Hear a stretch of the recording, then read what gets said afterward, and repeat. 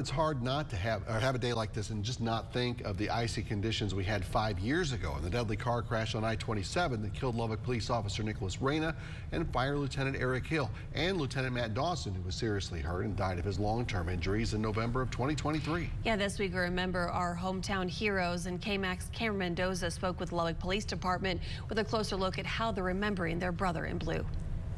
That's right, Brian and Lauren. Saturday will mark 5 years since that day that would change so many lives. Tonight, we focus on fallen officer Nicholas Reyna, his mark left behind, and how the department remembers him and changed the way they respond to these crashes in any condition. It's a cold, icy day, much like the one almost 5 years ago. That's a call I've gone to 100 times and other officers have gone to. Outside the Lubbock Police Department headquarters lies the fallen officers memorial.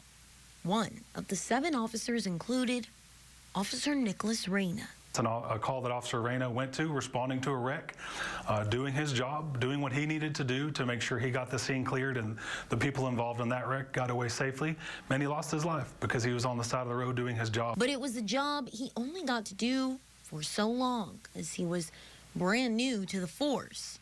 But Lieutenant Cross says his dedication to his job made him beyond his years. It's clear that being a police officer was a passion for Nick. I mean, he came from a town a few hours away and would commute back and forth during his time in the academy to go visit his wife and daughter and family. And so I think that speaks to who he is. Lieutenant Cross says Reyna left an entirely different impact on the department. It's a constant reminder. We've made changes as a department, and so has Lubbock Fire Rescue.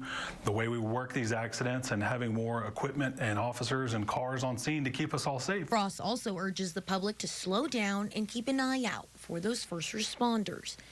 But ultimately, that this job is one where it's all or nothing, like Reyna gave, until the very end. No response from 31 Bravo 1. 5 years goes by quick. Maybe it gets a little bit easier, but it's always in the back of everyone's mind, whether you're working a wreck or any kind of call, that there is a danger. And no matter what precautions we take, there's always the risk that you lose your life. Nicholas Reyna, badge 279, is 1042. And I think that everyone knows that's what they've signed up for. End of watch, January 11th, 2020. If you see lights or hear sirens, please move over or slow down. It's the law. Police also told me you can be cited if you aren't driving carefully in these kinds of conditions.